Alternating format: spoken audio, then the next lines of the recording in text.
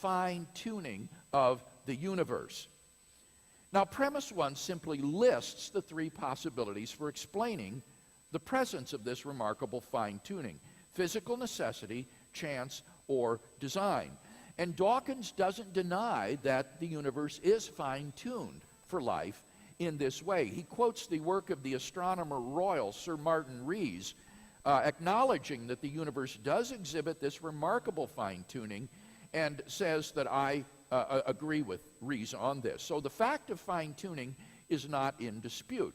So the question simply is, what's the best explanation? Well, that's addressed in premise 2. The first alternative, physical necessity, is extraordinarily implausible because the constants and the quantities of nature, which are fine-tuned for intelligent life, are independent of the laws of nature. The laws of nature permit a wide range of values of these constants and quantities.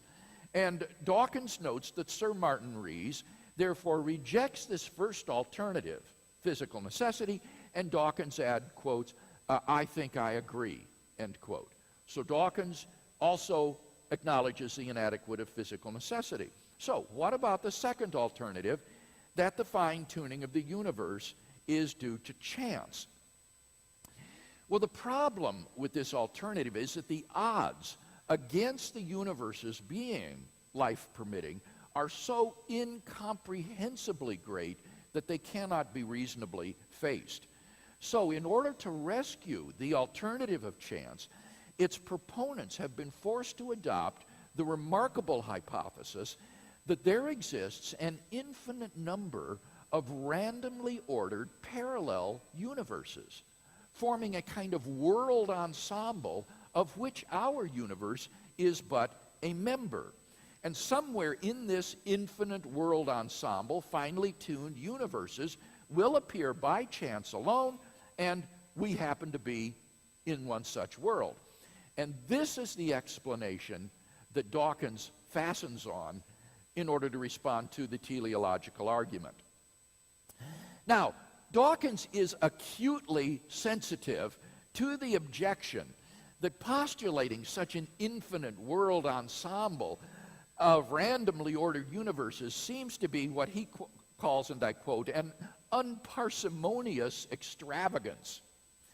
But he retorts, quote, the multiverse may seem extravagant in sheer number of universes, but if each one of those universes is simple in its fundamental laws, we are still not postulating anything highly improbable. Let me repeat that response. The multiverse may seem extravagant in sheer number of universes, but if each one of those universes is simple in its fundamental laws, we are still not postulating anything highly improbable. Now, this response to the objection is just multiply confused. Let me point out 4 confusions in this response. First, each universe in the ensemble is not simple.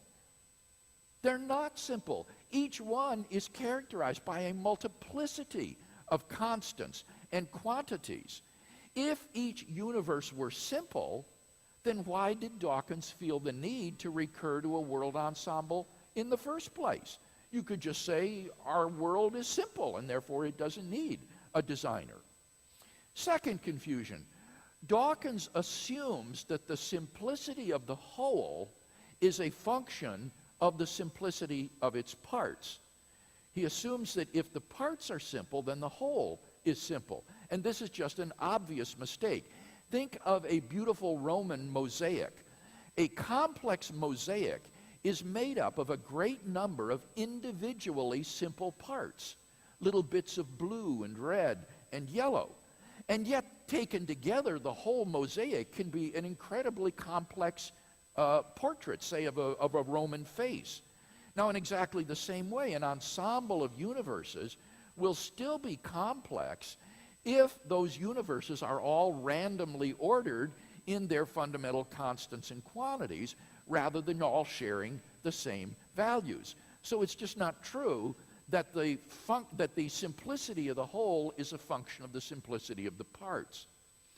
Third confusion, Occam's razor. Occam's razor is a principle which says do not multiply causes beyond necessity. You're only justified in postulating such causes as are necessary to explain the effect. And in this case, the number of universes being postulated simply to explain the fine-tuning is extravagant. It's a violation of Occam's razor. Appealing to the world ensemble to explain fine-tuning is sort of like using a sledgehammer to crack a peanut. You simply don't need to appeal to this extravagant hypothesis. A simple single designer would do the case. And finally, number 4, Dawkins tries to minimize the extravagance of the postulate of a world ensemble by saying that despite its extravagant number of worlds, still the postulate is not highly improbable. It may have an extravagant number of universes, but the postulate is not highly improbable. Now, it's not clear why this is relevant or even what this means. The objection under consideration is not that the postulate of a world ensemble is improbable. The objection is that it's an unparsimonious extravagance. And to say that it's not also highly improbable is just to bring up an irrelevancy. It's not addressing the point that the postulate is unparsimonious and extravagant. Indeed, it's hard to know what probability Dawkins is talking about here. When he says it's not improbable, what's he mean? Improbable with respect to what? He seems to mean that the intrinsic probability of the postulate of a world ensemble, considered apart from the evidence for fine-tuning, is not great. The intrinsic probability is not great. But how do you determine the intrinsic probability of this postulate? By its simplicity? Well, in that case, he hasn't shown that it's not improbable because it's not a simple hypothesis, as we saw. So it seems to me that Dawkins' retort is just multiply confused. What Dawkins needs to say, I think, or what he means to say perhaps, is that the postulate of a world ensemble of universes might still be simple if there is a single simple mechanism that generates the multiplicity of worlds through a repetitive process. In that way, the huge number of worlds wouldn't be a deficit of the theory because they all issue from the same simple repetitive mechanism.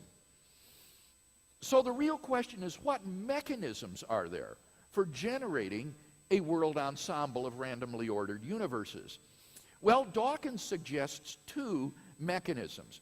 First, he suggests an oscillating model of the universe, according to which the universe has gone through an infinite series of expansions and contractions, and each time the constants and quantities take on new values. Unfortunately, Dawkins is apparently unaware of the many difficulties of oscillatory models of the universe, which have made contemporary cosmologists skeptical of them. Back in the 1960s and 70s, some theorists proposed oscillating models of the universe in an attempt to avoid the absolute beginning of the universe that was postulated in the Standard Model.